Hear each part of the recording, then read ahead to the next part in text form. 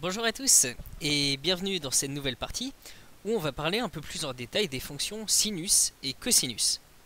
Donc si vous n'avez pas vu les autres vidéos, inscrivez-vous sur leornian.net, j'ai inscrit juste au-dessus là, et pour voir tout le reste du cours de première S, et j'ai aussi mis le cours de terminale S en ligne un peu plus tôt, et je vais bientôt mettre d'autres cours en ligne. Voilà. Donc, petit rappel sur les fonctions sinus et cosinus. Donc rappel, déjà on dit qu'une fonction petit f est périodique de période grand T si pour tout x appartenant à R, c'est-à-dire pour tout réel x, on a f de x plus t est égal à f de x. Ça veut dire que quelque part, si je prends un point x, enfin un nombre réel x, f de x plus ma constante grand T, ça va être égal à f de x. Du coup, f de x plus 2 fois la constante grand T, bah, ça va être égal à f de x plus la constante t, ce qui va aussi être égal à f de x. Donc, notons que si t est une période, tout multiple de grand T en est une autre. C'est-à-dire, si t est une période, alors f de x plus 2t, c'est égal à f de x plus t, ce qui est égal à f de x, ce qui est égal à f de x moins t, ce qui est égal à f de x moins 2t. Donc, dans le cas d'une fonction périodique, en fait, c'est comme si on avait notre fonction qui était définie sur un intervalle 0t, et ensuite on répète toutes les valeurs de cette fonction intervalle par intervalle. Voilà. Donc du coup, pour étudier ou tracer une fonction périodique, en général, on se limite à une seule période. Voilà. Parce qu'ensuite, on sait qu'on n'a plus qu'à translater de notre période la fonction, et on obtient exactement la même chose. Donc, théorème. Les fonctions sinus et cosinus sont périodiques de période 2π. De plus, la fonction cosinus est paire et la fonction sinus est impaire.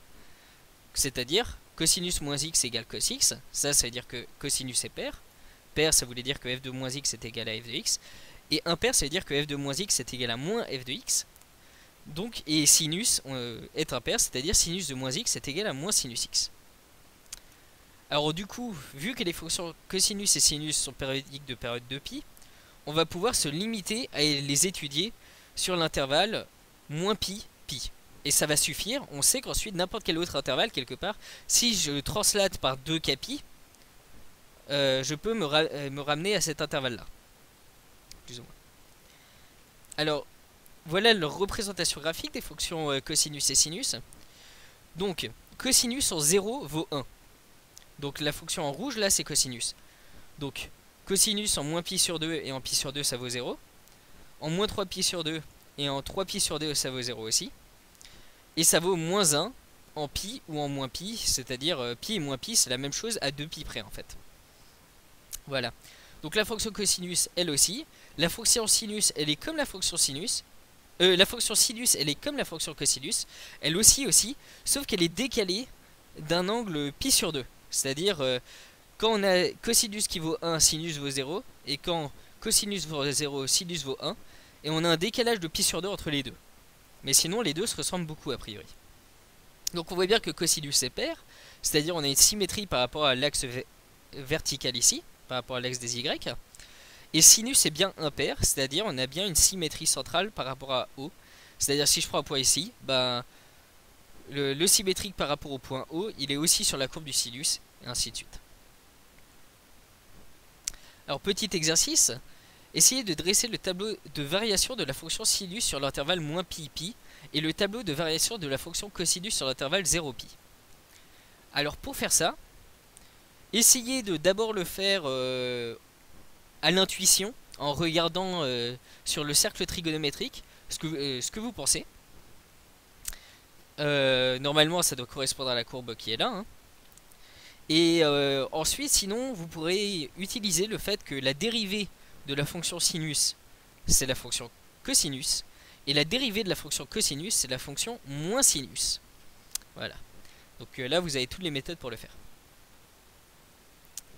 Alors maintenant on va parler donc des relations entre le sinus et le cosinus parce que comme on le voyait au-dessus, a priori, les courbes se ressemblent vraiment beaucoup. Il y en a une qui est décalée par rapport à l'autre, mais c'est tout. Donc, il existe des relations entre les deux. Donc, pour voir les relations, ce qu'il faut faire, c'est tracer le cercle trigonométrique et réfléchir à partir du cercle trigonométrique. Au bout d'un moment, vous serez tellement habitué que vous y penserez même plus. Mais au début, faites le cercle trigonométrique, tracez-le, pensez-y dans votre tête à chaque fois que vous utilisez ces relations. Donc une lecture efficace du cercle trigonométrique permet de retrouver les relations suivantes. Alors, moi j'aime bien commencer par celle-là. Sinus de pi sur 2 plus x est égal à cosinus x.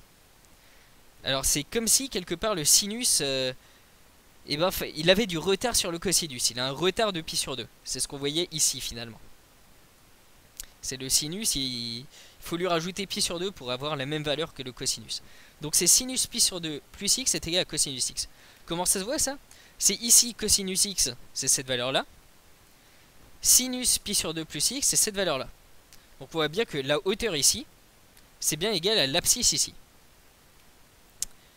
Alors, ensuite, autre remarque, cosinus est pair, c'est-à-dire cosinus x est égal à cos de moins x. Cosinus x égale cos de moins x.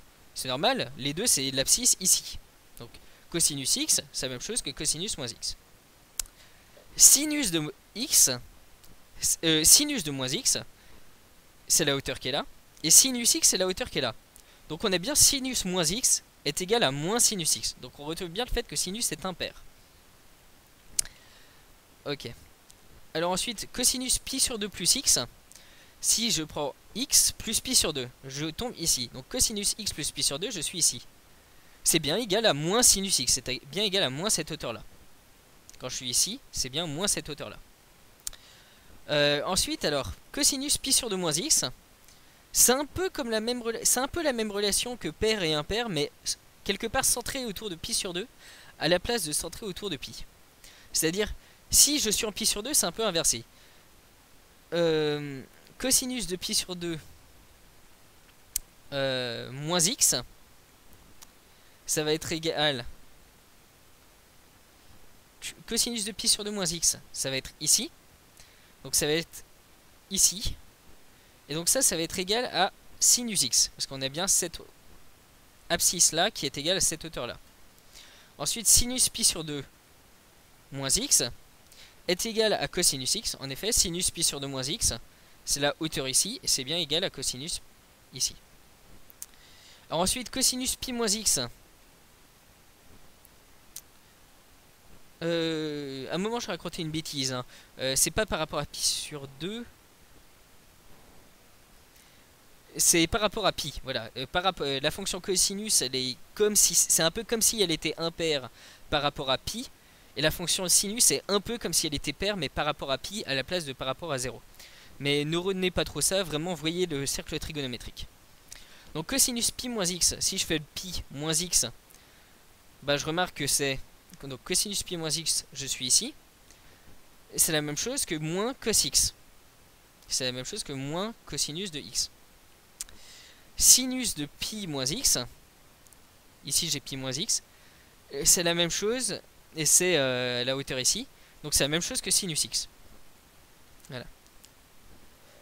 Cosinus pi plus x, donc pi plus x, c'est aussi moins cos x, voilà.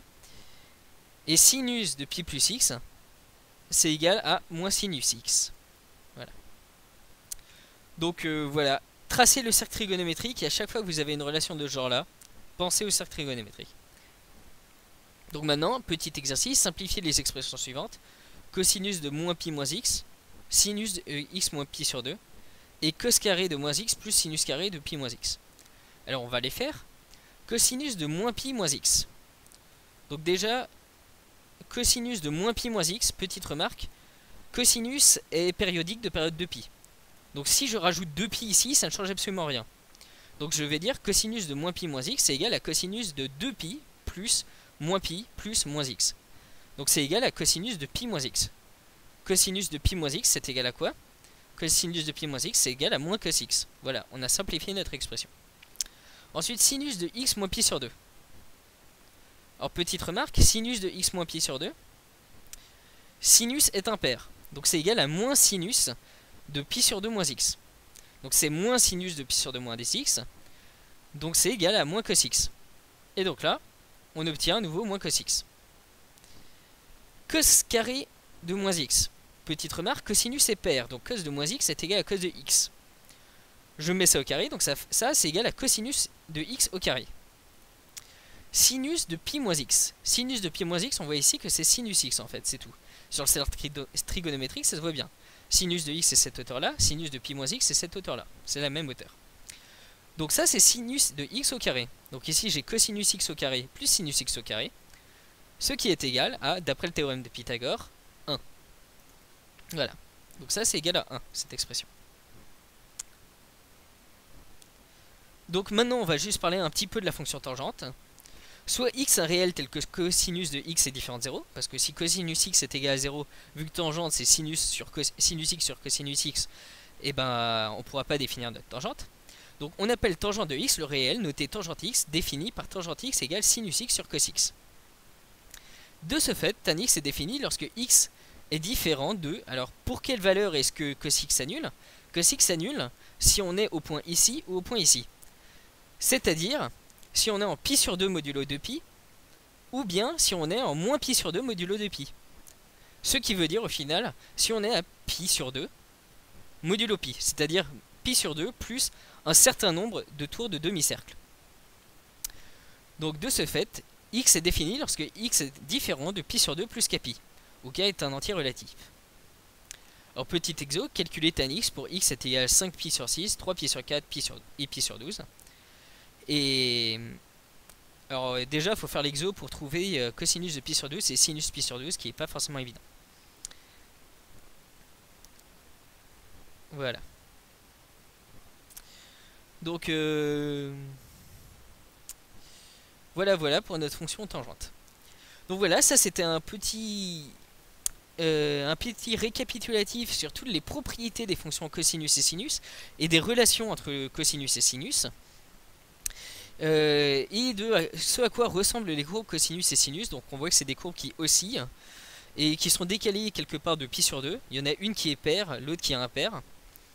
Et voilà. Donc bientôt on va rentrer dans les dérivés des fonctions cosinus et sinus. Donc ça c'est pour la partie suivante. Alors j'espère que vous avez aimé cette vidéo. Si c'est le cas, n'hésitez pas à la partager sur Facebook et à vous inscrire sur leonline.net pour voir le reste du cours de première S. A bientôt.